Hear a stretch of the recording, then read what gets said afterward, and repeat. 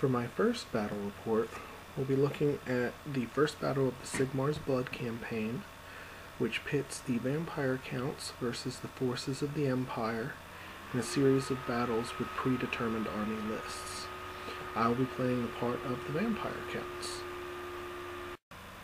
First, we'll be looking at the Imperial forces. From right to left, a unit of 8 Reiksguard Knights with full command, a unit of 20 swordsmen with full command. In the building, we have a unit of 8 handgunners with champion and a cannon, Imperial Great Cannon in the back. And for the vampire counts, from left to right, we have a unit of 20 skeleton warriors with full command, a level 2 necromancer on corpse cart, and a unit of 20 crypt ghouls. Now I also have a unit of 10 direwolves with a champion, and under the rules of this scenario, those come in as ambushers. However, I managed to forget them the entire game, so they will not matter. And here is just a look at how both sides are deployed at the beginning of the game. Now, the vampires automatically get the +1 to go first, and so I did end up going first. So we'll get started with vampire counts turn 1. Okay, so this is after movement on turn 1. I moved up, marched both the skeletons and the ghouls. My thought is to deal with the Imperial troops by getting up in their face as fast as possible. Then I brought up the corpse cart to the wall so that my troops would still be in range of Van Hell's. And as this picture shows, you see that I did succeed with Van Hell's Dance Macabre, moving up all of my units even further. Sad to say, this is about as good as my magic gets the entire game, as I don't have Invocation of Nehek and can't res any of these troops, but that's how the scenario was set up. So we move on to the next part of the round.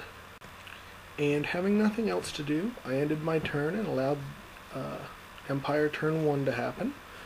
There was no movement, as my opponent decided he was going to let me come to him and spend as much time possible shooting my undead to tiny pieces with both his cannon and his handgunners that are in the building. And as you can see here, the handgunners succeeded in taking 3 of my skeletons out. All in all, better than I probably should have expected. I was really more worried about the cannon trying to take out my corpse cart. But I probably shouldn't have been that worried, because my opponent tends to have pretty bad luck with his cannons, and he obliged me on first turn by misfiring with his first cannon shot, which resulted in him not being able to fire this turn or the next. Definitely gives me some good respite from potentially losing my general and my only source of magic turn 1. So Vampire Counts turn 1 opens up with a charge by the skeleton warriors into the building with the handgunners in it, and my ghouls wheeling around, hopefully to threaten the knights or swordsmen. My corpse cart moved up a little so I could see what was going on, but trying to stay under the cover of the building from any direct charges. So with only 4 magic dice to use, I tossed them on Gaze of Nagash and actually netted a total of 22, which may very well be my best magic roll ever, to go ahead and try and put some pain on some of these units, hoping to take out the swordsmen this time, but doesn't look like it necessarily worked as well as it could have, because as you can see, only 2 swordsmen are missing.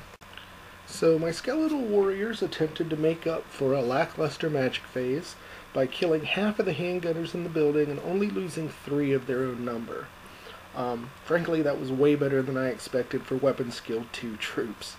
However, it doesn't really matter, because the scenario gives all Empire troops +1 leadership, and they're stubborn from being in the building, so there's really no good way with the general so nearby, I was going to break that unit. So I bounced out, and we move on to Empire turn 2.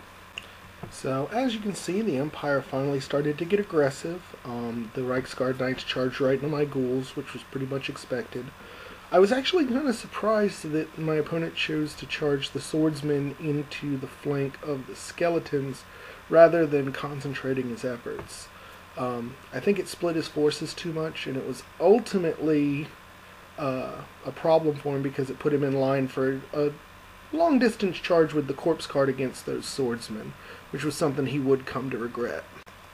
And the scenario gave the witch hunter, who serves as the Empire's general here, a magic ring that contains a single spell from the Lore of Light. And of course, my opponent got banishment. He actually managed to pull it off and inflict 3 wounds on the corpse cart. So I was getting kind of nervous there.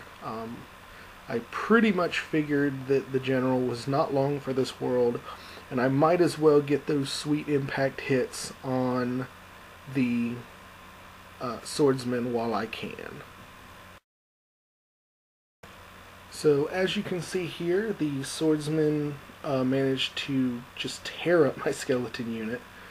The only thing that was left after the fight and the resulting crumble from undead instability was my champion, who I believe was in a challenge with the champion from the swordsman unit, but they were beating each other with pillows. It was kind of ridiculous. And you can see the Reiksguard Knights did pretty well. They took out a whole rank of my ghouls, and I only took out one of them. Unfortunately, I think with static combat res... No, he might have won this one. I think the 5 includes the crumble I had, but that's pretty much the best luck they're going to have all fight. So this pretty much wraps up Empire turn 2. Now this is after movement on Vampire Count's turn 3. I got a flank charge in with the corpse cart, and it was ruled a flank at the time, although looking back at these pictures for the battle report, I'm not so certain right now. It could have been in the front, which is kind of a shame for my opponent because this battle is not going to go well for him. And I hate to feel that we mismeasured it, but I couldn't find my arc of view, and so we had to just eyeball it. And between the impact hits and the fact that the swordsmen just were not getting anything through, we broke the swordsman unit and ran them down and took them off the board. You will also notice the absence of the Reiksguard Knights in this picture because they pretty much whiffed all on the ghouls. The ghouls did just enough to break them, and now without his general, the bad leadership rolling caused them to break, and my opponent rolled abysmally for his flee check, and the ghouls ran down the cavalry and killed them. However, those overruns did move me pretty much out of position and facing the wrong way, so my opponent was going to get a few turns, at least 2 turns of shooting to try and thin down those numbers. We both pretty much knew he needed to take out the corpse cart now that his cannon was back up and running, and he actually had a pretty good line to be able to do so. So he figured he'd take his shot. And in a move that was pretty much par for the course, the cannon shot jumped the lone champion, slammed into the corpse cart, but a 1 was rolled for wounds, and then went into a single ghoul. So the cannon shot took out a single ghoul, and so this is my turn 4, where I basically just had to reform everything so that I could get my charges in for next. And then I cast a quick Van Hale's Dance Macabre just to kind of move everybody up a little bit, just to make sure those charges were going to be guaranteed. I knew I was going to face at least 1 more turn of shooting, so I figured I had to take out any chance I could to screw this one up, other than, of course, forgetting my ambushing direwolves, which sat off to the side of the table the entire game. And then on the Empire turn, my opponent's shooting finally decided to show up, and he used his cannon to grape shot the corpse cart to death, and used his handgunners to take off another 4 of my ghouls. I'm pretty much in trouble now because without the general, I'm going to crumble away. So my hope was to try and take out as many points as I could to get points for further in the campaign under the campaign rule. So on my turn 5, you can see that the lone champion died from his crumble. The ghouls did not. They succeeded their leadership check and had a successful charge into the handgunners in the building, hoping to take those out and get an extra victory point for them. I pretty much got this. So at the end of combat, a single ghoul was killed compared to 3 handgunners. Unfortunately, that freaking building and its stubborn managed to stop me from breaking them again, so the 2 handgunners held off the ghouls for yet another turn. So Empire turn 5 resulted in 1 more ghoul dying.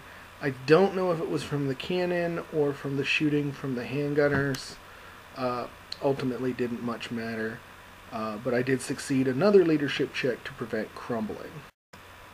So top of turn 6 has the ghouls finally kill the last of the handgunners, but between crumbling and the combat wounds I was down to, I think that's 3 models, with just enough time for the cannon, who's about 4 feet away from the building, to blow them to Kingdom Come. So here is what the table looks like, with the only thing left on it being a single great cannon from the Empire. So for the battle results, the scenario only gives victory points for units destroyed and +1 for the general destroyed. So we had an Empire victory by 5 to 4. It also gives rules for certain characters gaining bonuses for later on in the campaign. My Necromancer, because he destroyed the unit of swordsmen, gained the Master of the Dead ability from this point on. And because his handgunners destroyed the corpse cart, the handgunner champion gains Sniper. So that pretty much has us wrapped up for the first battle of the campaign. But the campaign does keep track of the number of victory points the vampire counts earn, which will empower Manfred von Karstein and his evil magics that will have a negative effect later in the campaign on the Empire, making them lose leadership and bonuses to hit, things of that nature. All in all, I thought this was a fun game. It was a lot closer than I expected it to be, with no ability to raise my troops and the small units. Thought the Empire was pretty much going to decimate me, but just goes to show you what one tactical mistake and a lot of aggression can make up for. So this one was a fun one, and I'm going to keep doing these, so I hope you enjoy.